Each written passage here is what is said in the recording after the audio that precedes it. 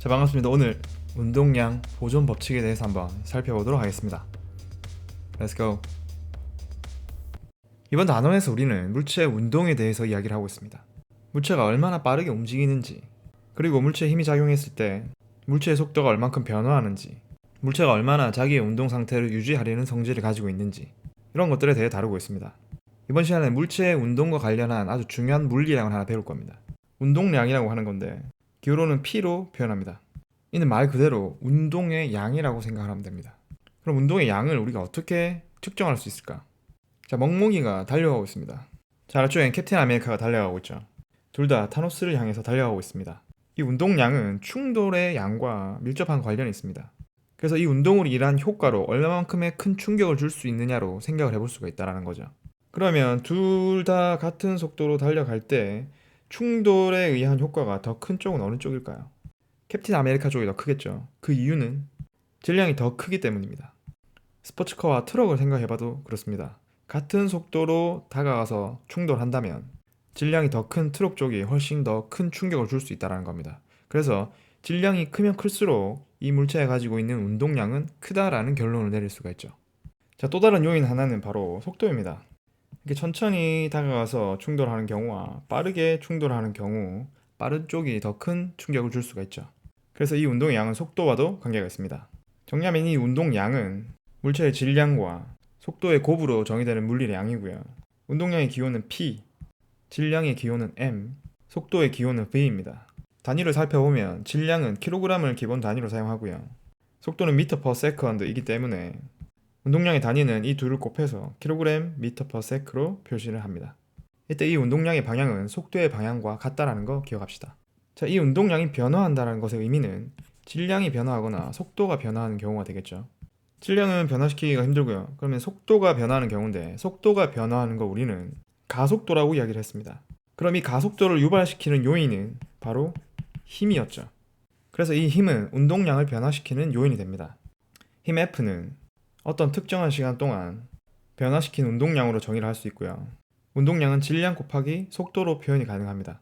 이때 질량은 변화할 수 없는 요인이기 때문에 앞으로 튀어나오게 되고요. 식은 이런 형태로 표현이 됩니다. 자, 걸린 시간분의 속도 변화량, 이는 바로 가속도를 의미하기 때문에 이 식은 이렇게 변화하게 되죠. 그래서 운동량을 변화시키는 요인으로서의 힘을 이렇게 유도를 하면은 뉴턴 제2법칙이 나오게 된다는 거. 이런 흐름을 가지고 있다는 정도 기억하고 갑시다. 자, 이 다이빙 하는 사람을 볼까요? 이 사람이 높은 곳에서 뛰어내려서 물에 닿기 전까지 사람의 속도는 점점 빨라지게 됩니다. 중력을 받고 있기 때문이죠. 그래서 힘이 이 사람의 운동량을 변화시킨다는 거. 그렇다면 반대로 우주 공간에 있는 우주인을 한번 생각해 봅시다. 이 우주인에 작용하는 외부 힘은 전혀 없습니다. 그럼 힘이 제로이기 때문에 이 사람이 가지고 있는 운동량도 변화하지 않습니다. 운동량이 변화하지 않는다는 뜻은 두 가지가 있겠죠. 정지해 있는 물체가 계속 정지해 있거나 운동하는 물체는 같은 빠르기로 직선 운동을 합니다.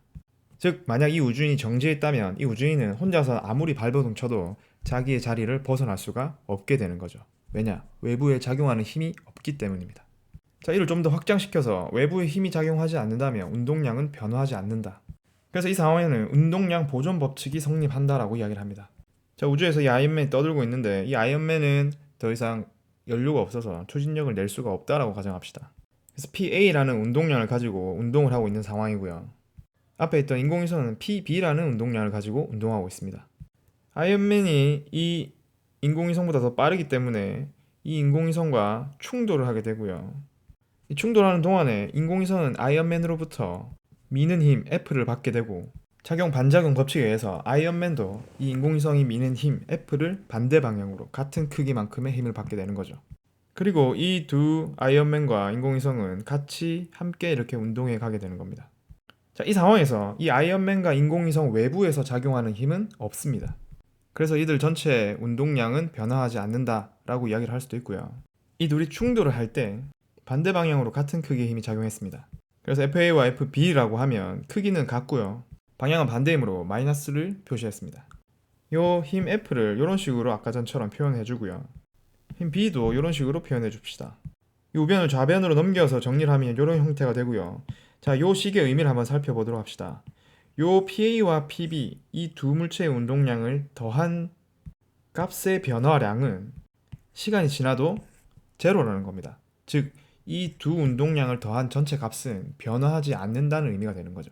자, 다시 돌아와서 충돌 전에 아이언맨이 가지는 운동량 PA, 인공위성이 가지는 운동량 PB, 그리고 충돌 후 아이언맨이 가지는 운동량 PA 다시, 인공위성의 운동량을 PB 다시라고 했을 때 충돌 전 두 물체의 운동량의 합은 충돌 후의 두 물체의 운동량의 합과 같다라는 걸로 충돌 전후의 운동량의 합은 변화하지 않는다는 운동량 보존 법칙을 표현할 수 있습니다. 자, 예를 들어서 한번 계산해 봅시다. 아이언맨 질량을 2kg라고 하고요. 이 우주인의 질량을 3kg라고 하겠습니다. 아이언맨은 2m/s의 속력으로 지금 날아가고 있는 중이고요. 이 우주인은 1m/s로 움직이고 있습니다. 아이언맨이 이 우주인과 충돌하여 같이 이렇게 움직인다고 할 때 이 두 사람이 같이 움직이는 속도는 과연 얼마일까요? 자, 이를 구하기 위해서는 먼저 충돌 전과 후의 운동량을 계산할 수 있어야 됩니다. 충돌 전에 아이언맨의 운동량은 질량 곱하기 속도로 계산이 되기 때문에 4kg/ms고요. 이 우주인은 3kg/ms입니다. 자, 그럼 충돌 후에는요. 속도는 모르지만 전체 질량이 5kg이라는 거 알고 있고요. 속도를 미지수 v로 잡으면 충돌 전과 후의 운동량은 같아야 하기 때문에 7은 5v가 되고 v는 1.4가 되겠군요. 자, 만약 여기에 충돌 전에 이 우주인이 왼쪽으로 움직인다고 가정을 해보도록 합시다. 그러면 이 식에서 뭐가 바뀌게 되냐면은 오른쪽을 플러스로 두고 우리가 계산을 해왔기 때문에 이 왼쪽으로 움직이고 있는 우주선의 속도를 이렇게 마이너스로 표현을 해줘야 된다는 겁니다. 그러면 지금 마이너스 3kg/ms가 되고요.